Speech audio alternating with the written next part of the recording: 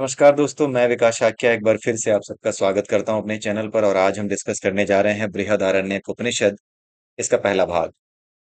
अभी पिछले दो वीडियोस में हमने बृहदारण्यक उपनिषद के बारे में कुछ बेसिक अंडरस्टैंडिंग ली थी। आज से हम बृहदारण्यक उपनिषद के पहले चैप्टर को शुरू कर रहे हैं। ये जो पहला चैप्टर है, इसको शुरू करने से पहले इसमें पूर्ण ब्रह्म की प्रार्थना का मंत्र है, जो कुछ इस तरीके से है, जो आपके सामने लिखा हुआ है। आइए हम सब भी इस प्रार्थना के साथ ही इसका प्रारंभ करते हैं। ओम पूर्णमदः पूर्णमिदं पूर्णात् पूर्णमुदच्यते पूर्णस्य पूर्णमादाय पूर्णमेवावशिष्यते। तो ये पूर्ण की जो प्रार्थना है उसका मंत्र है। इस मंत्र का अर्थ ये है कि वह सब प्रकार से पूर्ण है, वह ब्रह्म, वह सब प्रकार से पूर्ण है। उस पूर्ण से ही सब कुछ बना हुआ है। उस पूर्ण से पूर्ण निकल जाने के बाद भी, या पूर्ण से कुछ भी निकल जाने के बाद भी जो शेष बचता है, वह भी पूर्ण ही है। ये पूर्ण की प्रार्थना का मंत्र है, क्योंकि ये जितने भी उपनिषद हैं हमारे, ये सब के सब उस परम ब्रह्म की साधना का मार्ग है। इसलिए ये जो मंत्र है, पूर्ण ब्रह्म की प्रार्थना का मंत्र, ये हर जगह, हर उपनिषद के प्रारंभ से पहले कहा ही जाता है। इसी के साथ ये प्रार्थना शुरू ही की जाती है, क्योंकि यहाँ पर किसी देवी देवता, किसी भी ईश्वर के अन्य रूप की पूजा नहीं हो रही है, उसके शुद्ध विशुद्ध रूप की पूजा हो रही है। उसके विशुद्ध रूप के ज्ञान की बात हो रही है, जिसे ब्रह्म कहते हैं, पर ब्रह्म कहते हैं। इसलिए पूर्ण ब्रह्म से रिलेटेड ये जो मंत्र है, ये हर उपनिषद के आरंभ में आपको मिलेगा। ये ईशावास्य उपनिषद में भी ये सबसे पहले इसके बारे में बात की गई है। अमूमन जितने भी उपनिषद हैं, उन सभी उपनिषदों के प्रारंभ करने से पहले ये मंत्र प्रारंभ करके ही उपनिषद का आरंभ किया जाता है। तो आइए अब हम बात करते हैं बृहदारण्यक उपनिषद के बारे में, क्योंकि हमने भी पूर्ण का मंत्र अब पढ़ लिया है। तो आइए देखते हैं आरंभ कैसे हुआ है इस बृहदारण्यक उपनिषद का। आपने विराट स्वरूप के बारे में सुना होगा। जो परब्रह्म का विराट स्वरूप है, उसके विषय में हमने इससे पहले एक उपनिषद और पढ़ा था। काफी समय हो गया है उस उपनिषद को पढ़े हुए। वो था ऐतरेय उपनिषद। उस उपनिषद में हमने जो स्वरूप है पुरुष का, उस विराट पुरुष का जो स्वरूप है, उसके बारे में डिस्कशन किया था। अब ये जो बृहदारण्यक उपनिषद है, इसमें उस विराट पुरुष का वर्णन, यानी उसका जो कंपैरिजन है, विराट पुरुष का जो कंपैरिजन है, वो किससे किया गया है? घोड़े से किया गया है, अश्व से किया गया है। और ये घोड़ा किसका है? अश्वमेध का घोड़ा है। अश्वमेध क्या है? यज्ञ। अब यहाँ पर जो बात आपको समझनी है, बड़े ध्यान से समझिएगा कि ये जो अश्वमेध के यज्ञ का घोड़ा है, ये जो अश्व जिसकी बात की जा रही है, पहले तो उस विराट पुरुष को यहाँ पर यज्ञ के रूप अश्व के रूप में दिखाया जाएगा। और वो अश्व के रूप में क्यों दिखाया जाएगा? क्योंकि वो जो अश्व है, वो पूरी की पूरी प्रकृति, जैसे विराट पुरुष है, वो पूरी की पूरी प्रकृति, पूरी की पूरी सृष्टि को ही अपने आप में समाये हुए है। पूरी सृष्टि उसका एक एक अंग है, उसके अंग का एक एक हिस्सा है। ठीक है। तो उस विराट पुरुष को समझने के लिए, और बेहतर तरीके से समझने के लिए, घोड़े के रूप में भी उसकी व्याख्या यहाँ पर की गई है बृहदारण्यक उपनिषद में। तो वो जो पूरा का पूरा जो अश्व है, जो घोड़ा है, वो क्या है? वो पूरा का पूरा विराट पुरुष का एक रूप यहाँ पर दिखाया गया है। और जो विराट पुरुष है, वो क्या है? पूरी की पूरी सृष्टि है। और वो जो विराट पुरुष है, जो कि पूरी की पूरी सृष्टि है, वो अपने आप में सारा ज्ञान रखता है। वो ज्ञानी नहीं है, वो संपूर्ण ज्ञान को अपने भीतर रखता है। अगर वो संपूर्ण ज्ञान को अपने भीतर रखता है, तो वो ज्ञान है कौन सा? वो ज्ञान है इस सृष्टि को चलाने का ज्ञान। ठीक है। वो ज्ञान है इस सृष्टि को किस प्रकार से चलाया जाता है, इस सृष्टि में कौन सी चीज कैसा काम करती है। ये पूरी की पूरी जो मॉडस ऑपरेंडी है, इसका पूरा का पूरा जो ज्ञान है, ये उस परम पुरुष के पास है। ये वो जो परम पुरुष है, वो ब्रह्म का ही विस्तार है। तो अब जब उस परम पुरुष की व्याख्या एक अश्व के रूप में की जा रही है, तो ये अश्व भी सभी प्रकार से समर्थ है, सभी प्रकार से काबिल है। इसके पास सब प्रकार का ज्ञान है। ये ज्ञानी नहीं है, ये स्वयं ज्ञान है। हर बार इस चीज को याद रखिएगा। हर बार ये चीज, मैं हर बार इस चीज को बोलता ही हूं कि जो परब्रह्म है, जो परमात्मा है, वो ज्ञानी नहीं है, वो खुद ज्ञान है। वो ज्ञान का स्वरूप है, वो स्वयं ज्ञान स्वरूप है। इसलिए हमें जो है, उसे ज्ञानी समझने की भूल नहीं करनी चाहिए। ज्ञानी तो अपने आप हो ही गया, जिसके पास ज्ञान है वो ज्ञानी तो हो ही गया, लेकिन ज्ञान अपने आप में एक अलग चीज है। ज्ञान यानी किस तरीके से ये पूरी सृष्टि चलेगी, कैसे ये पूरी सृष्टि काम करेगी, उसकी पूरी जो मॉडस ऑपरेंडी है, उस पूरी पूरी की पूरी मॉडस ऑपरेंडी को एक्सप्लेन करने वाला जो ज्ञान है, वो उसी के पास है। पूरी की पूरी मॉडस ऑपरेंडी का जो ज्ञान है, वो उसी के पास है। इसलिए जो ये अश्व है, ये जो घोड़ा है जिसके बारे में बात की जा रही है, वो असल में क्या कर रहा है? वो कर रहा है यज्ञ। क्योंकि जैसे परब्रह्म है, परब्रह्म से ये पूरी सृष्टि बनी है। इस पूरी सृष्टि में एक सृष्टि का प्रॉपर चक्र चल रहा है। इस सृष्टि में जो चक्र चल रहा है उसमें दिन होता है, रात होते हैं, हर चीज, हर ऋतु एक समय के बाद लौट करके आती है। हर मौसम एक समय के बाद लौट करके आता है। ये बात हमें समझ में आती है। तो ये पूरा का पूरा जो नेचर है, ये पूरी की पूरी जो ईश्वर की सृष्टि है, वो क्या कर रही है? वो एक सिंपल हार्मोनिक मोशन कर रही है। अगर वो एक सिंपल हार्मोनिक मोशन कर रही है, इसका मतलब है कि उसकी एक प्रॉपर वेवलेंथ है। ठीक है? तो ये जो हमारी एक सिंपल हार्मोनिक मोशन के फॉर्म में पूरी की पूरी सृष्टि चल रही है, ये सिंपल हार्मोनिक मोशन के रूप में चलते समय क्या कर रही है? ये यज्ञ ही कर रही है। यज्ञ का मतलब क्या होता है? सृष्टि को चलाते रहना, उसके चक्र को एक सिंपल हार्मोनिक मोशन में चलाते रहना, बार बार कुछ चीजों का रिपीट होना। राइट? वो सिंपल हार्मोनिक मोशन के फॉर्म में, यानी सरल आवर्त गति के फॉर्म में जो कुछ भी रिपीट हो रहा है वही यज्ञ है। उसे रोका नहीं जा सकता। वो ऐसे ही चलता है क्योंकि वही उस परम ब्रह्म की प्रकृति है। उससे जो कुछ प्रकट हुआ है वो सिंपल हार्मोनिक मोशन में चलता रहता है। यही जो कुछ सिंपल हार्मोनिक मोशन में चलता रहता है, यही यज्ञ है, और ये रुकता नहीं है। और ये इस तरीके से चलता है कि जो कुछ प्रकृति से लिया जा रहा है अपने आप को चलाने के लिए, वही प्रकृति को वापस किया जा रहा है। प्रकृति ही प्रकृति में हवन कर रही है। ये प्रकृति ही इसका हवन का हवी है। मतलब जो पदार्थ डाला जाता है हवन करते समय, जो आहुति डाली जाती है, ये प्रकृति ही उसकी आहुति है, और ये प्रकृति ही उसकी यज्ञ वेदी है, और ये प्रकृति स्वयं यज्ञ कर रही है। तो ये जो प्रकृति है जिससे उत्पन्न है वो कौन है? वो ब्रह्म है, पूर्ण ब्रह्म है, परब्रह्म है। तो ये परब्रह्म स्वयं ही आहुति है। ये परब्रह्म स्वयं ही उस काम को कर रहा है जिस काम को करने के लिए इसने खुद को हमें निमित्त बनाया है। वो खुद ही इस काम को कर रहा है। तो ये पूरी की पूरी प्रकृति यज्ञ कर रही है। यहाँ पर जो हवि है वो प्रकृति ही है। यहाँ पर जो अग्नि है वो भी प्रकृति ही है, वो प्रकृति के भीतर ही है। तो इसीलिए जो यज्ञ हमारे लिए, यज्ञ का जो मतलब होता है वो यही होता है कि जो कुछ आप नेचर से ले रहे हैं ना, उस चीज को ले करके उसे उसी रूप में वापस करें। पानी जिस रूप में लिया है हमने इस्तेमाल किया, लेकिन इस तरीके से इस्तेमाल करें कि वो उसे गंदा ना कर दें हम। अगर हमने पानी पिया है और पानी पीने के बाद उसको या फिर हम पानी इस्तेमाल कर रहे हैं अपनी कोई अपना कोई कारखाना चलाने के लिए, अपनी कोई फैक्ट्री चलाने के लिए, और उसके बाद क्या हो रहा है कि वो पानी गंदा होकर के वापस नेचर में जा रहा है, तो हो क्या गया? ये क्या ये यज्ञ हो गया? नहीं, ये यज्ञ नहीं है। हम जब पानी ले करके अपना काम करके पानी को उसी रूप में प्रकृति को वापस करेंगे, तब ये यज्ञ है। तो हमारे लिए यज्ञ क्या है? हमने जो कुछ प्रकृति से जैसे लिया वैसा वापस करो। लेकिन जो ये प्रकृति है, जो परब्रह्म का स्वरूप है, परब्रह्म का एक प्रकट रूप है, ठीक है, ये क्या है? ये अपने आप में लगातार यज्ञ कर रही है। तो इसके बीच में कुछ आता ही नहीं है। ये इसका कोई स्वरूप इस तरीके से है ही नहीं जैसे हमारा है। वो तो अपने आप में पूर्ण है, वो तो सभी प्रकार की वासनाओं से मुक्त है। क्योंकि हम वासनाओं से घिरे हुए हैं, इस वजह से हम चीजों को जब हम लेते हैं तो अपने लिए ले लेना चाहते हैं। अहम का भाव जो है उसकी वजह से अपने आप तक हम रोक के रखते हैं। जब तक इसे अपने आप तक रोक कर रखोगे, तब तक ये आपके भीतर इस तरीके के परिवर्तन करेगा जो आपके कर्मों के फल के कॉन्सेप्ट के रूप में जाने जाते हैं। जब तक वो कर्मों के फल आपके पूरे नहीं हो जाएंगे, तब तक क्या होगा? ये नहीं माना जाता, या आप ये समझ लीजिए कि जब तक वो कर्मों के फल पूरे नहीं होंगे, तब तक जो कुछ आपने खींच के रखा है, रोक करके रखा है, इस प्रकृति से जो कुछ लिया था, जिसे आपने रोक करके खींच करके रखा है, उसे आप वापस नहीं दे पाएंगे। उसे आप वापस तभी देते हैं जब इन सभी बंधनों को छोड़ देते हैं। जो वासनाओं का बंधन है, जिसे आप जब आप इसे तोड़ देते हैं गुरु की कृपा से, ये अपने लिए चाहिए, ये भी अपने लिए चाहिए, वो भी अपने लिए चाहिए, मैं अपने लिए रखूंगा, दूसरों को नहीं दूंगा, कमाया है तो देश को टैक्स नहीं दूंगा, इस तरह से जब आप सोचते हैं, अपने लिए जब रोकना शुरू करते हैं, अपनी वासनाओं की वजह से, अपने लस्ट की वजह से, अपने लालच की वजह से, उस केस में आप यज्ञ नहीं कर रहे होते। और जब तक ये आप वापस नहीं कर दोगे, जब तक आपकी प्रवृत्ति इस तरीके से परिवर्तित नहीं हो जाती कि आप वापस करना सीख जाओ सहज रूप से, यानी इन अ सिंपलिस्टिक वे, आपका ये आचरण बन जाए कि जो कुछ आप नेचर से लेते हो उसे आप उसी रूप में वापस करते हो। जब आपके ये आचरण में आ जाए, आचरण में आने का मतलब है कि बिना सोचे समझे जो कार्य किया जाए। मैं अगेन वही एग्जांपल दूंगा, जैसे आप गाड़ी चलाना सीखते हैं, तो गाड़ी चलाना सीखते समय पहले आपको ध्यान देना पड़ता है, पहले मैं ये दबाऊंगा, फिर ये दबाऊंगा, ये करूंगा। कुछ समय के बाद क्या होता है, गाड़ी आप अपने आप चलाने लगते हो, आपको याद ही नहीं आता कि ये ट्रांजिशन कब हो गया। राइट? तो ये क्या होता है, ये गाड़ी चलाना आप सिद्ध हो जाते हो, गाड़ी चलाने में सिद्ध हो जाते हो, इसी को सिद्धि कहते हैं। गाड़ी चलाने की सिद्धि आपके पास आ गई।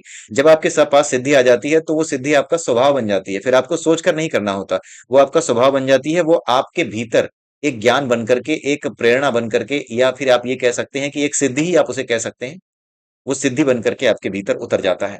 और जब वो उतर जाता है तो फिर आप अपने आप स्वभावगत रूप से ये करने लगते हैं। आपका स्वभाव हो चुका है, गाड़ी आप चला सकते हैं, आपके स्वभाव में आ चुकी है ये चीज। उसी प्रकार से जब आपके स्वभाव में ये चीज आ जाती है कि मैं जो कुछ नेचर से लूंगा उसे उसी रूप में वापस कर दूंगा, यानी आपके स्वभाव में यज्ञ आ जाता है, आपके कर्म यज्ञ बन जाते हैं, यानी जब आप कर्म योगी बन जाते हो तब होता क्या है, तब आपको छुट्टी मिलती है इससे। तब जाकर के ये माना जाता है, तब जाकर के आपने जो कुछ खींचा हुआ था, अपने पास रखा हुआ था, ये छूट जाता है और इस प्रकृति में वापस मिल जाता है। और जब ये वापस मिल जाता है तो वो परब्रह्म उसी छूटी हुई चीज को लेकर के वापस अपने आप उस यज्ञ को पूरा करता रहता है, क्योंकि वो पूरी तरह से पूर्ण है। इसलिए अगर आपने कुछ ले भी लिया ना, ये मंत्र का मतलब समझिए, अगर आपने इससे कुछ ले भी लिया ना तो भी ये कम नहीं होगा। इसका मतलब ये नहीं है कि अगर आपने कुछ ले लिया है तो आप प्रकृति का नुकसान कर दोगे, आप प्रकृति के बादशाह बन जाओगे, आप इसके मालिक बन जाओगे। आप नहीं बन सकते। क्यों? क्योंकि वो अपने आप में पूर्ण है। आपने कुछ ले भी लिया, पूर्ण में से कुछ निकाल भी लिया, तो भी पूर्ण ही शेष बचता है, यानी वो हर तरह से पूर्ण है। तो नुकसान उसका नहीं होगा, यानी प्रकृति का नुकसान नहीं होगा, नुकसान तुम्हारा होगा, आपका होगा, मेरा होगा, अगर हम ऐसा करते हैं तो। इसीलिए ये मंत्र यहाँ पर इसको इसकी गहराई को समझने का, इसकी गहराई को समझने की जरूरत है। ठीक है। तो यहाँ पर जिस अश्व की बात की गई है वो जो है एक विराट पुरुष के रूप के विषय में बताया गया है। विराट पुरुष को अब जो है अश्व के रूप में बताया गया है, क्योंकि इस अश्व का पर्पस क्या है? यज्ञ। जैसे विराट पुरुष लगातार इस प्रकृति के रूप में यज्ञ कर रहा है, उसी प्रकार से जब इसकी तुलना, इसकी कल्पना एक अश्व यानी कि एक घोड़े के रूप में की जाएगी, तब भी वो क्या कर रहा होगा? वो यज्ञ ही तो कर रहा होगा। उसका पर्पस क्या होगा? यज्ञ ही होगा। तो ये जो पर्पस है यज्ञ, इसी वजह से इस घोड़े को यानी इस अश्व को अश्वमेध यज्ञ का घोड़ा कहते हैं। आपको अब समझ में आ रहा होगा कि अश्वमेध यज्ञ का घोड़ा होता क्या था, पर्पस क्या होता था उसका। पर्पस यही होता था। यज्ञ का मतलब है कि सभी चीजें जो प्रकृति से हमने ली हैं उसे उसी रूप में वापस करें, चारों तरफ शांति स्थापित करें, ताकि वो लोग जो कि प्रकृति से चीजें ले रहे हैं और उसे वापस नहीं कर रहे हैं, समाज से शांति ले रहे हैं, उसे वापस नहीं कर रहे हैं, लोगों को इस प्रकृति ने स्वतंत्रता दी है। कुछ राजा ऐसे होते हैं जो कि स्वतंत्रता अपने देश के नागरिकों की छीन लेते हैं। तो ऐसे लोगों को पहचानते हुए, जो अपने देश के नागरिकों की स्वतंत्रता छीन रहे हैं, उन लोगों को सही सबक सिखाने के लिए जो चक्रवर्ती राजा होता था, जो धर्म का ज्ञान रखता था, उसे ही चक्रवर्ती राजा को ही जो चक्रवर्ती राजा तो वो होता था जो सभी को जीत ले, ठीक है, लेकिन चक्रवर्ती बनने की जो काबिलियत होती थी वो ऐसे ही राजा में होती थी जो सभी को जीत ले। लेकिन जीतने से पहले उसे इस लायक होना चाहिए कि वो ऐसा सोच भी सके कि वो सबको जीतेगा। तो इसका इसका आभास उसे कौन कराता था? अपने मन से मैं सोच लूं कि मैं बिल्कुल सही हूं, मैं तो बिल्कुल सही हूँ, मेरे हिसाब से पूरी दुनिया चलनी चाहिए, क्या ऐसा होना चाहिए? जी नहीं, ऐसा नहीं करता था। राजा ऐसा नहीं करता था। अगर आपने ध्यान से अपने पौराणिक ग्रंथों को पढ़ा है, पुरानी महाभारत, रामायण, इन सीरियल्स को देखा है, तो आपने देखा होगा अश्वमेध यज्ञ करने की सलाह हमेशा जो राजगुरु होते थे उस राजा के, वो दिया करते थे। जो ऋषि होते थे वो कहते थे कि ये उचित समय है महाराज राजन कि आप अश्वमेध यज्ञ करें। बिना ऋषियों की सलाह के अश्वमेध यज्ञ नहीं होता था। जानते हैं क्यों? क्योंकि ऋषि इस बात को जान जाते थे। ऋषि जो राजा का औरा है उससे बात करके, उससे जो है शास्त्रों के विषय में प्रश्न करके, उससे प्रश्न पूछ करके, उसके उत्तर जान करके वो इस बात को समझ जाते थे कि ये राजा इस स्तर पे आ सका है कि नहीं, कि ये यज्ञ का मतलब समझ सके। जब वो इस चीज को लेकर के संतुष्ट हो जाते थे कि हाँ ये राजा अब यज्ञ का मतलब समझ चुका है, तब जाकर वो उसे इस बात की अनुमति देते थे कि हाँ राजन, ये उचित समय है कि अब आप अश्वमेध यज्ञ करें। तो धीरे धीरे जब आप इस उपनिषद को समझेंगे तो ये मेटाफरिक लैंग्वेज आप समझ जाएंगे कि क्या है। लेकिन इसको बड़े ध्यान से सुनिएगा, इस बृहदारण्यक उपनिषद को। इसमें बहुत सी ऐसी चीजें हैं, इतना ज्यादा मेटाफरिक है, इतने ज्यादा फिगर्स ऑफ स्पीच इसमें यूज किए गए हैं। खास करके यहाँ पर जो अलंकार होते हैं, उत्प्रेक्षा अलंकार है आपका, मानवीकरण अलंकार है आपका, उपमा अलंकार है। उपमा मीन्स कंपैरिजन करके बताना किसी चीज को। ये सारी चीजें इसमें इतनी ज्यादा इस्तेमाल की गई हैं कि बहुत सी ऐसी चीजें हैं जहां पर मैं भी ये आपसे कहूंगा कि मैं इस चीज का वास्तविक अर्थ तो नहीं जानता, मेरा अनुमान ये है। बहुत जगह पे ऐसा है क्योंकि मैंने इसको पढ़ के अभी देखा है। इसमें काफी कुछ ऐसा है जो कि बहुत ज्यादा मेटाफोरिक वे में लिखा गया है। ठीक है, लेकिन अभी तक जो कुछ हम समझ रहे हैं वो सब हमारे शास्त्रों से, अभी तक जितनी भी बातें आपने समझी और जितनी भी बातें मैं आपके सामने करूंगा, वो सब हमारे शास्त्रों से अनुमोदित बातें होंगी। और आप उसे कहीं पर भी जाकर के चेक करेंगे, अगर पता करेंगे, तो वो शास्त्रों से अनुमोदित ही मिलेंगी। क्योंकि हमारे चैनल के माध्यम से हम ऐसी कोई बात नहीं कहना चाहते जो अशास्त्रीय हो। इसलिए जहां पर मुझे लगता है कि मुझे नहीं पता है, मुझे भी गुरु की आवश्यकता है, वहां पर मैं उस चीज के विषय में आपको बता दूंगा कि मैं इसको एक्सप्लेन प्लीज नहीं कर पाऊंगा। सो आगे जो कुछ हमारी समझ है उसके बेसिस पे हमारे अपने लिए यज्ञ को लेकर के जो बातें हैं या बाकी चीजों को लेकर के जो बातें हैं वो मैं आपसे बताता चला जाऊंगा। तो आइए देखते हैं आरंभ कैसे होता है। विराट पुरुष का अश्व के यज्ञ के रूप, जो यज्ञ का अश्व होता है, ठीक है, यहाँ पे अश्व के यज्ञ लिख दिया, इसे उल्टा पढ़िएगा, यज्ञ के अश्व पढ़िएगा। यज्ञ के अश्व के रूप में इसका वर्णन किया गया है। यज्ञ क्या है? संपूर्ण प्रकृति यज्ञ कर रही है, अभी हमने समझा। अर्थ क्या है इसका? यज्ञ का प्रकृति के संतुलन को बनाए रखना। अगर आप नहीं भी करोगे तो भी वो अपने संतुलन को बनाए रखेगी। क्यों? क्योंकि वो स्वयं यज्ञ कर रही है और वो अपने आप में पूर्ण है। जिस ब्रह्म से ये प्रकट हुई है प्रकृति, तो उस ब्रह्म के पास पूर्णता ही पूर्णता है। अगर आपने उससे कुछ ले भी लिया अपने स्वार्थ के लिए, पूर्ण में से कुछ निकाल भी लिया, तो भी आपका नुकसान है, उसका नुकसान नहीं है, उसकी पूर्णता बरकरार रहेगी।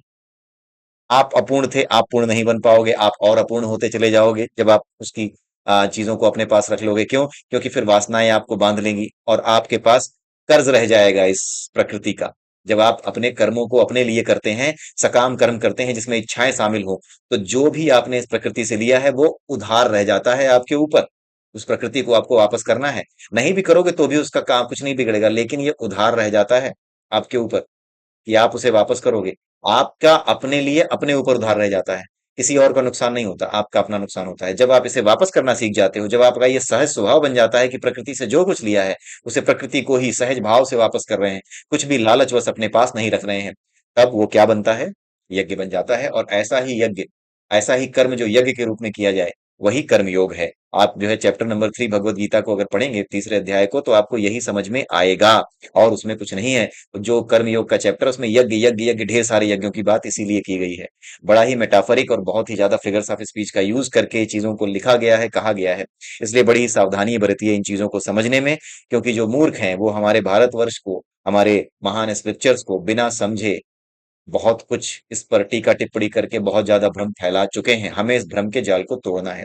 आप जरा सोचिए कितना मुश्किल है। हम जो लोग इसमें रुचि लेते हैं, हमारे लिए तक कितना मुश्किल हो जाता है इन अर्थों को समझना, आपके लिए तक कितना मुश्किल हो जाता है। और जरा सोचिए वो मूर्ख अगर इस घोड़े के बारे में पढ़ेंगे ना, तो वो कहेंगे अरे इनके यहाँ तो हिंदू धर्म में तो ये लिखा है कि घोड़ा पेशाब करता है ना, तो उससे बारिश होती है। ऐसा ही इसमें लिखा है, लेकिन उसका मतलब कुछ और है, मेटाफरिक वे में लिखा गया है, अलंकारिक भाषा में लिखा गया है। ठीक है। अब यहां पर आप देखिए यज्ञ संबंधी अश्व की एक कल्पना की गई है। जो ये हमारा यज्ञ संबंधी अश्व है, जिसको विराट रूप में बताया गया है, विराट जो पुरुष है उसको अश्व की तरह यानी घोड़े की तरह बताया गया है, एक हॉर्स की तरह बताया गया है। उसमें जो चीज बताई गई है घोड़े के अलग अलग शरीरों के बारे में, जो शरीर के अलग अलग अंगों के बारे में जो कुछ बताया गया है, उसको यहाँ पे एक्सप्लेन किया गया है। सबसे पहले तो उषा यानी सूर्य के उगने से ठीक पहले का जो समय होता है, उसे बताया गया है कि वह घोड़े का सर है, यानी वो उस अश्व का सर है, उसका सर। ठीक है। उसके बाद आता है उसके सूर्य जो है वो उसके नेत्र हैं। जो सूर्य है वो उसके नेत्र हैं। वायु जो है वही उसका प्राण है। आप समझ रहे होंगे कि जो हवा है वो प्राण क्यों कही जा रही है, क्योंकि वही प्राण वायु के रूप में हमारे भीतर आती है। वैश्वानर अग्नि खुला हुआ मुख है। आपने पढ़ा होगा कि जो अग्नि है वो यज्ञ की मुख्य अवयव है, उसका मेन कंपोनेंट है। अवयव हिंदी में कहते हैं, कंपोनेंट इंग्लिश में कहते हैं। जो अग्नि है वो उस यज्ञ का मेन कंपोनेंट है। वैश्वानर अग्नि क्या है? वैश्वानर अग्नि वो अग्नि है जो इस संसार को चला रही है। चलाने का मतलब क्या है? जो कुछ इस संसार में प्रकट हो रहा है वो भी अग्नि से प्रकट हो रहा है।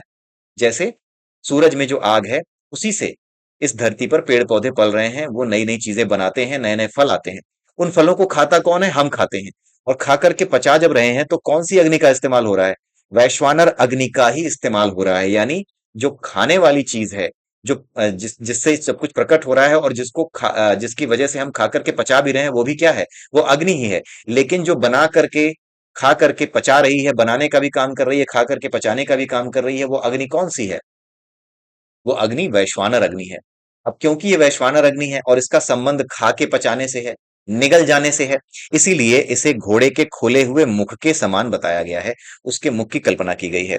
आगे है संवत्सर। संवत्सर का मतलब है पूरा एक साल। पूरे एक साल का जो समय होता है उसको संवत्सर कहते हैं। उस संवत्सर को यज्ञीय अश्व की आत्मा कहा गया है। अब यहाँ पर बड़ा ही गूढ़ मतलब समझाया गया है आत्मा का। लोग ये सोचते हैं कि आत्मा है क्या? बहुत छोटी सी होगी। कई जगह बताया जाता है कि हमारे बाल का जो अगला हिस्सा है उसके भी 10,000वें भाग के बराबर होगी, उतनी होती है। वो समझने के लिए अलग अलग विद्वानों ने अलग अलग स्तर पर चीजें बता दी हैं ताकि लोगों को समझाया जा सके आसानी से। लेकिन जो आत्मा की परिभाषा है, जो आत्मा के विषय में बताया गया है, वो केवल और केवल क्या है? समय से जुड़ी हुई चीज है, काल से जुड़ी हुई है आत्मा। आपने देखा होगा, अगर आपने हमारे चैनल पर कली हनुवाणी पढ़ी है, तो कली हनुवाणी में एक चैप्टर है समय के तार। उस समय के तार में ये बताया गया है कि हमारा जो पूरा का पूरा संसार है, जो काल आकाश है ना, हम काल आकाश के भीतर रहते हैं, हमारा मन काल आकाश के भीतर होता है। और हमारी आत्मा किसमें होती है? शून्य की सुरंगों में। आप उस प्लेलिस्ट को देख लीजिएगा जहां पे कली हनुवाणी हमने पढ़ी हुई है, वहां पर भी समय के तार नाम का एक चैप्टर है, उसको अच्छे से समझ लीजिएगा। तो ये जो समय के तार होते हैं ना, इन्हीं समय के तारों पर 7 तार होते हैं मनुष्य के बनने के लिए। समय के 7 तार चाहिए मनुष्य बनने के लिए। अगर आप समय के 7 तारों पर अपना कब्जा रखते हैं, आपकी आत्मा इतनी उन्नत है कि वो समय के 7 तारों पर अपने आप को रख सकती है, तो उस केस में आप जो है मनुष्य बनते हैं। अगर 6 तारों पर आपकी आत्मा रखती है कब्जा, उतनी उन्नत बन चुकी है कि 6 तारों पर हो, तो उस केस में बनता है बंदर। और उससे नीचे जाने पर बहुत ही निकृष्ट प्रकार के जीव बनते हैं, कीड़े मकोड़े ये सब बनते हैं। ठीक है? तो ये समय के तारों का खेल है। जब आप समय के तारों पे चढ़ते हैं, तो इन तारों पे जब आप जो है शून्य है, हमारा वास्तविक स्वरूप क्या है? शून्य है, कुछ भी नहीं है, शून्य है। जब ये शून्य जब ये शून्य एक इच्छा करता है और उस इच्छा को पूरा करने के लिए समय के इन 7 तारों पे, 6 तारों पे, 4 जैसा भी उसकी इच्छा हो, जब वो इन तारों पे चढ़ता है, तो चढ़ करके वो चलता चला जाता है। यहां से चढ़ा और यहाँ पे जो है उतर नहीं पाया, अभी यहां से निकला है, यहाँ पर उसकी मौत हो गई। यहाँ पे चढ़ा था तो जन्म मिला, पहला जन्म मिला, फिर यहां पर जाकर के उसकी मृत्यु हो गई। लेकिन उसके मृत्यु के बाद वो उतरता नहीं है, वो इन तारों पे चढ़ा रहता है। मृत्यु केवल आत्मा के लिए एक अनुभव है जो उसको जीना होता है। मृत्यु केवल एक अनुभव है आत्मा के लिए जो उसको जीना होता है। वो आगे निकल जाती है। ठीक है? जब भी अगर इसकी व्याख्या करें, देखिए मैं मरा नहीं हूं, ना आप मरे हैं, इसलिए कोई ऐसी व्याख्या नहीं कर सकता मैं जो कि जिसका आप अनुभव ना कर सकें। लेकिन जो विद्वानों का अनुभव रहा है, जो विद्वानों ने बताया है शास्त्रों में, उस हिसाब से होता ये है, होना ये चाहिए कि जब हमारी मृत्यु होती है, तो मृत्यु के बाद भी हम अपने आप को अनुभव कर सकते हैं। हमारे शरीर में नहीं, वायु ही हमारा शरीर होगी। हमारा शरीर जैसा ऐसा है ऐसा नहीं होगा, हमें महसूस जरूर होगा कि हम हैं, लेकिन हम क्या हैं, हो सकता है हम कंफ्यूज हो जाएं, हो सकता है हम जो है बेचैन हो जाएं। लेकिन अगर हमारी आत्मा इतनी उन्नत है, वो समझती है कि आत्मा ही सब कुछ है, तो उस केस में हमें बेचैनी नहीं होगी।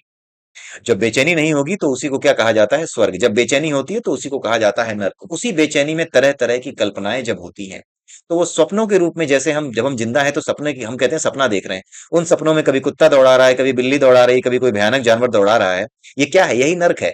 तो जब मृत्यु हो जाती है, जब आप शरीर को छोड़ देते हो, तो जो स्थिति आपकी होती है बिना शरीर के, उस स्थिति में जो कल्पनाएं आपकी आत्मा की वजह से और जिन जिन शून्य की सुरंगों में वो घुसती है, वहां पर वो जैसे दृश्य देखती है, जैसे हम सपने में देख रहे थे, वैसे ही वहां पे जो दृश्य देखती है, कोई मार रहा है, कोई काट रहा है, उन्हीं दृश्यों को कहा जाता है कि नरक में प्रवेश मिल गया है। जो गंदे दृश्य हैं, जो आपको परेशान कर रहे हैं, जिससे बाहर निकलने का रास्ता भी नहीं मिल रहा। क्यों? क्योंकि शरीर तो है नहीं, तो तकलीफ भी नहीं हो रही, लेकिन जो दर्द की जो एक तीव्रता होती है, जो एक इंटेंसिटी होती है, वो इंटेंसिटी आपको तब भी महसूस होती है। तो ये चीज होगी। तो ये आत्मा के विषय में बताया गया है। तो आत्मा कुछ और नहीं है। जब तक आप एक तार पे चढ़ते हैं, समय के तार पे चढ़ते हैं, और जब तक चलते चले जाते हैं, तब तक के समय को आपको एक आत्मा कहा जाता है। जैसे आप यहां से चढ़े और हजारों लाखों जन्म आपके बीत गए, उसके बाद यहां जाकर के कोई महापुरुष मिला, जिसके बाद आप समय के तार से छूट गए, ऊपर उठ गए, समय के तार से अलग निकल पाए। उसके बाद फिर जो है समय के किसी दूसरे तार पे अगर आप वापस चढ़ना चाहो तो चढ़ सकते हो। राइट? आपकी आत्मा चढ़ सकती है, आप नहीं चढ़ पाओगे, आप तो शरीर हो। आपकी आत्मा में ये गुण आ जाता है कि वो खुद समय के तारों पर चढ़ना सीख जाती है। तो जब ये अपने समय के तारों पर चढ़ना और उतरना सीख जाती है, तब इसे क्या कहा जाता है? मुक्त आत्मा कहा जाता है। लेकिन उससे पहले, जब ये तार पे चढ़ती है और जब तक ये उतर नहीं पाती, उस समय तक की यात्रा जो इसकी कहलाती है, वो एक आत्मा कहलाती है। ठीक है? अब ये संवत्सर जो है, ये जो 1 साल है, ये इस यज्ञ के अश्व की आत्मा कहलाता है। 1 साल ही क्यों लिया गया? क्योंकि 1 साल का समय पूरे के पूरे इस सृष्टि में जो कुछ भी हम अनुभव कर सकते हैं, मैक्सिमम जो अनुभव कर सकते हैं, एक आवर्त गति में, एक सिंपल हार्मोनिक मोशन में, वो सिंपल हार्मोनिक मोशन का समय 1 साल का होता है। क्योंकि उस 1 साल में सारी चीजें गति कर जाती हैं, जिस तक हमारी पहुंच है, जिन तत्वों की हम तक पहुंच है, वो सारे तत्व 1 साल के भीतर हम पर प्रभाव पूरा डाल देते हैं। इसलिए संवत्सर यानी उस काल को ही 1 साल के समय को ही, यानी उस काल को जो कि 1 साल का समय बताता है, उसे ही क्या कहा जाता है? संवत्सर। उसी संवत्सर को क्या कहा जाता है? आत्मा कहा जाता है। तो अब आप समझ रहे होंगे कि अब कली हनुवाणी से इन चीजों को समझना थोड़ा इजी हो रहा है कि ये क्यों 1 साल का ही समय लिया गया। और एक चीज अगर आपको याद आए, तो एक और हमने उपनिषद पढ़ा था जिसका नाम था प्रश्न उपनिषद, प्रश्न उपनिषद में भी गुरु ने अपने शिष्य को ज्ञान देने से पहले क्या कहा था कि आप लोग 1 साल तक ठीक वैसे ही रह करके आओ जैसे अभी तक रहते आए हो, उसके बाद मैं तुम्हें ज्ञान दूंगा। वो 1 साल का भी मतलब आप समझिए कि 1 साल का मतलब यहाँ क्यों है, क्यों 1 साल कहा गया है। ठीक है। द्युलोक जो है वो पृथ्वी से ऊपर एक लोक होता है, स्वर्ग और पृथ्वी के बीच का। ये द्युलोक, ये उसकी पीठ बताया गया है। उसके बाद अंतरिक्ष, जो अंतरिक्ष है उसको, यानी कि जो स्पेस है उसको उसका पेट बताया गया है, उधर। और पृथ्वी जो है वो पैर रखने का स्थान बताया गया है। दिशाएं उसका पिछला हिस्सा है। जो पिछला हिस्सा यानी घोड़ा जब खड़ा होता है, मान लीजिए मैं बड़ा गंदा सा घोड़ा बना रहा हूं, मेरे को नहीं पता कैसे बनता है। ये घोड़े का सिर हो गया मान लीजिए। ठीक है। ये हो गया सिर। यहां से घोड़ा देख रहा है, इसके पिछला हिस्सा जो है, ये हिस्सा, ये जो पिछला हिस्सा है इसको कहा गया है दिशाएं। इसके पिछले हिस्से में सारी दिशाएं हैं, इसके पिछले हिस्से को दिशाएं कहा गया है। ठीक है। क्योंकि पिछले हिस्से से ही आप देख पाते हैं कि इसको पूरी तरीके से ये समझ पाते हैं कि इसका सिर कहाँ है, इसका पैर कहाँ है, इसके गर्दन कहाँ है। ये सारी चीजें आप पिछले हिस्से पे खड़े होकर के ही देख सकते हैं सभी दिशाओं से। क्योंकि अगर आप अगले हिस्से के सामने खड़े हो जाएं तो उसका जो गर्दन होती है इतनी ऊंची होती है कि आप उसका पिछला हिस्सा नहीं देख पाएंगे। घोड़े को पूरा देखने के लिए जो दिशा चाहिए वो उसका पीछे का हिस्सा है। आप उसके पीछे पूंछ के पास खड़े हो जाइए, पैरों से थोड़ी दूर, नहीं तो पूंछ और लत्ती दोनों मार देगा। इसलिए आप उससे दूर खड़े हो जाइए और दूर खड़े होने पर ही आप उसको पूर्ण रूप से देख पाएंगे। ठीक है। इसलिए यहां पर बताया गया है कि जो दिशाएं हैं, दिशाएं क्या है, सभी दिशाओं का यानी सभी रास्तों का ज्ञान, सभी प्रकार से देख पाना किसी चीज को। विराट पुरुष ही ये प्रकृति है।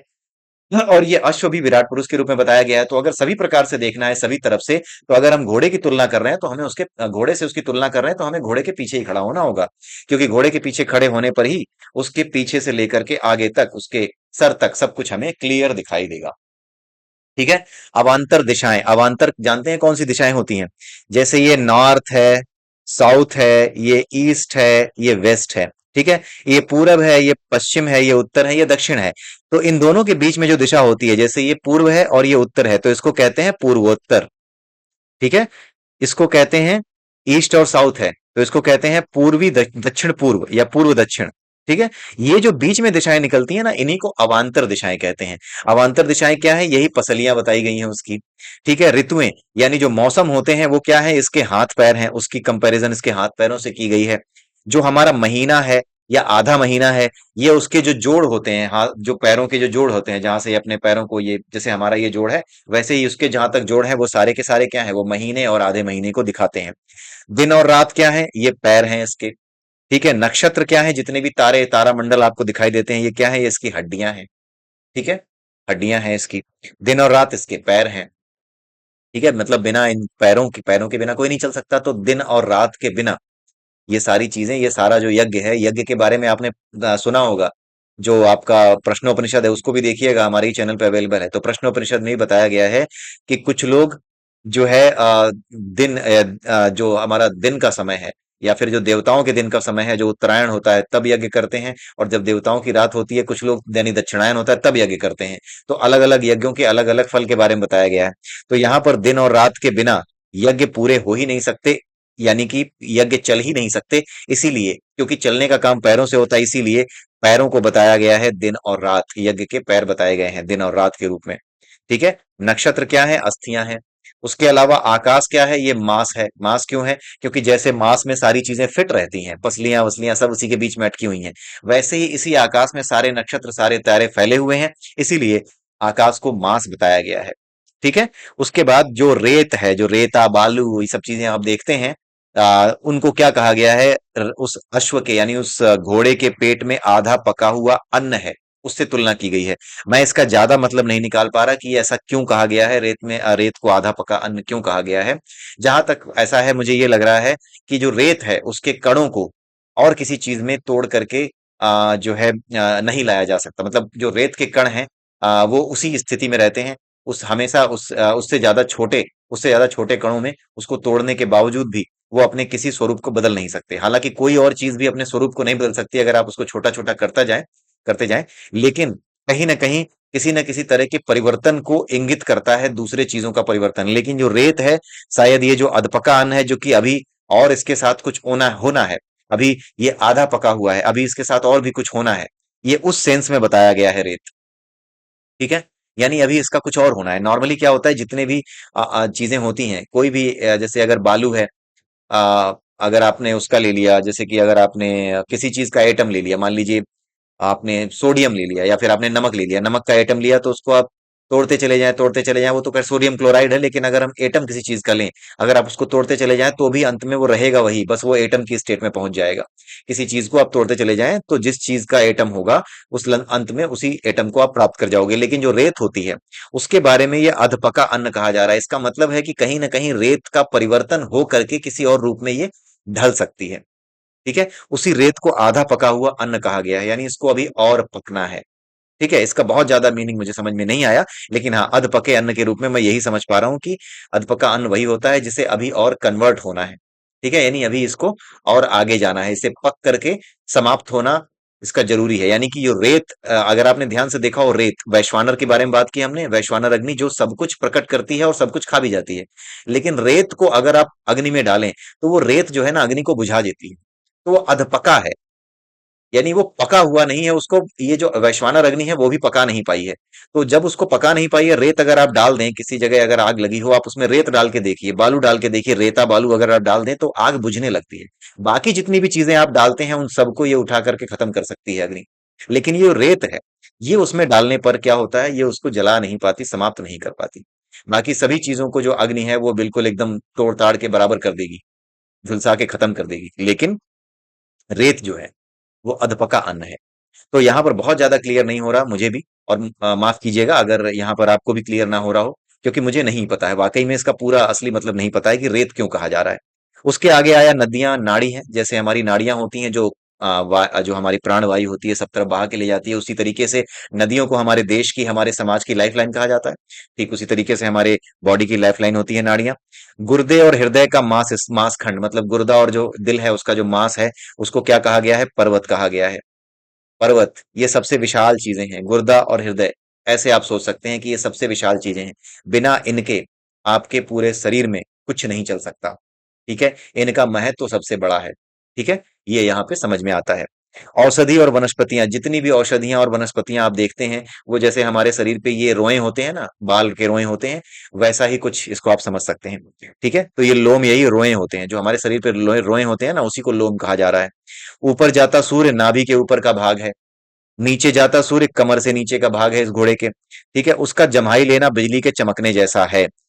देखिए, जब हम जम्हाई लेते हैं तो होता क्या है, जम्हाई आपको साइंटिफिक रीजन पता होगा जम्हाई हम क्यों लेते हैं। हमारे अंदर जब ऑक्सीजन की कमी हो जाती है बॉडी में, हम थोड़े से आलसी हो गए, सुस्त हो गए, तो होता यह है कि हमें जो है जम्हाई आती है हमारी, क्योंकि हमारी बॉडी जब ऑक्सीजन लेना चाहती है, इसको ऑक्सीजन की कमी पड़ती है, तो ये क्या करती है, ये जम्हाई लेती है।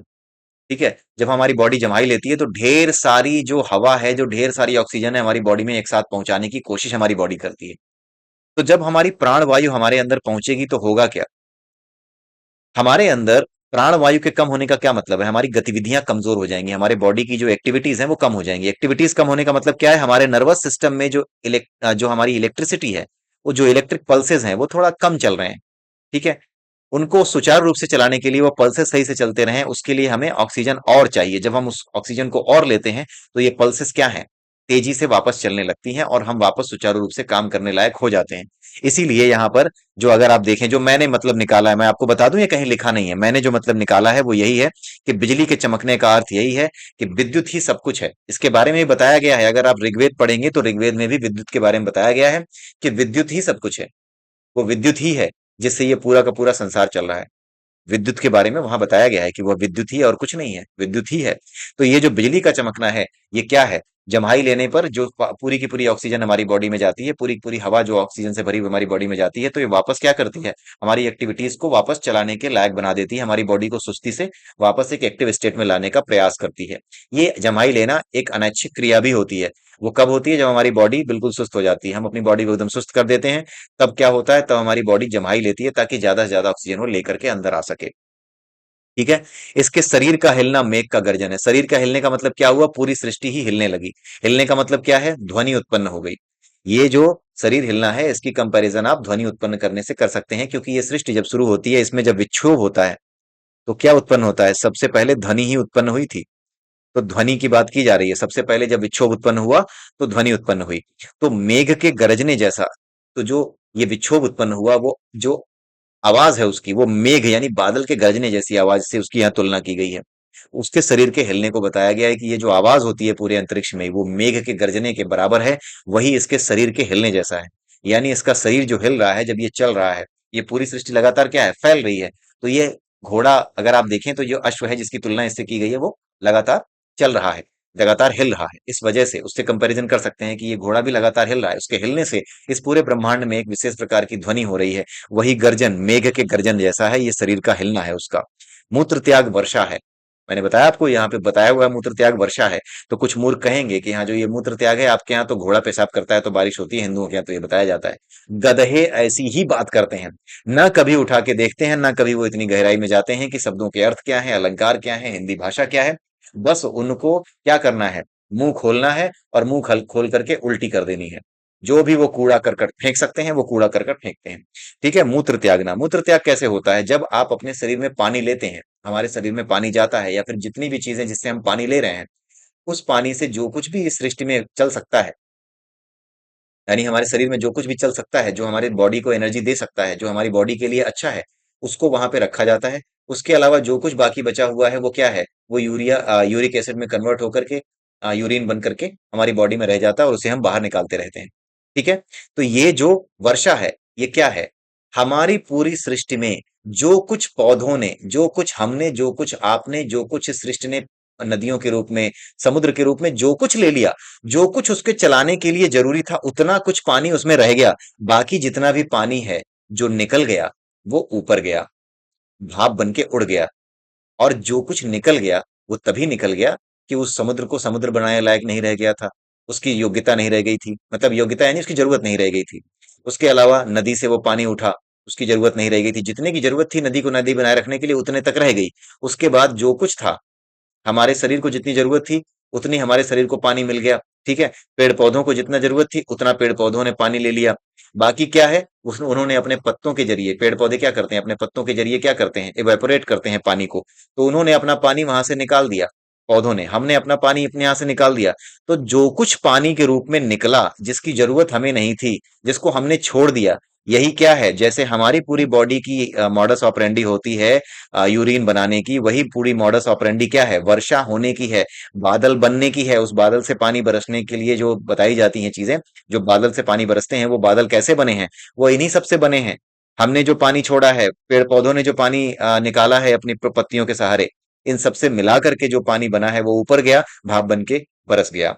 ठीक है। तो जैसे हमारी बॉडी में होता है कि जिस बॉडी को जितने पानी की जरूरत है उस पानी को वहां तक जाने दो, बाकी जो कुछ भी अननेसेसरी है वो निकाल लो और उसे वापस नेचर को दे दो। तो हमारी बॉडी यूरिन पास करके भी यज्ञ ही कर रही है। ठीक है। कोई भी एक्टिविटी जिसको आप कंट्रोल नहीं कर सकते, जिसको आप रोक ही नहीं सकते, रोक देंगे तो मर जाएंगे, वो सारी एक्टिविटीज यज्ञ ही हैं। राइट। वो सब एक्टिविटीज यज्ञ है। ठीक है। तो यहां पर मूत्र त्याग वर्षा क्यों है, ऐसा क्यों कहा जा रहा है, यू कैन अंडरस्टैंड दिस। उसके बाद आता है वाणी, यानी उसकी गर्जना, यही उसकी वाणी है। यानी जो गर्जन होता है, जो आपको आवाज सुनाई देती है, क्योंकि वो परब्रह्म का ही प्रकट रूप है, विराट रूप। और यहाँ पे घोड़े से तुलना की गई है। तो जो कुछ आवाज आती है, जो शब्द पहले प्रकट होता है, जो उसकी गर्जना है, जो उसकी आवाज है, वही क्या है, वही उसकी वाणी है। ठीक है। ये बात यहाँ बताई गई है। आई होप आप इसको समझ पा रहे होंगे। कुछ चीजें ऐसी अलंकारिक वे में हैं जिसको मैंने बहुत ज्यादा एक्सप्लेन नहीं किया है, क्योंकि बहुत ज्यादा मुझे भी इसमें पकड़ नहीं आया ये अलंकार कि क्या असल में कहा जा रहा है। ठीक है। कहीं और से मुझे मिलता है, कुछ और चीजें रिसर्च करने के बाद अगर मुझे मिलती हैं तो मैं निश्चित रूप से आपको बताता जाऊंगा। हालांकि अभी इसमें बहुत कुछ बाकी है बृहदारण्यक उपनिषद में। अभी तो ये शुरुआत हुई है और आई होप और मुझे पूरा विश्वास है कि आपको ये सुन करके एक अलग तरीके की फीलिंग आई होगी, अलग एक अंडरस्टैंडिंग बनी होगी और अपने शास्त्रों, अपने ग्रंथों के प्रति आपका जो एक सम्मान है वो और बढ़ जाएगा। तो इसी के साथ ये वीडियो मैं यहीं समाप्त करता हूँ। अगले वीडियो में फिर मिलेंगे। तब तक के लिए जय सिया राम, जय श्री कृष्णा, जय श्री राधे।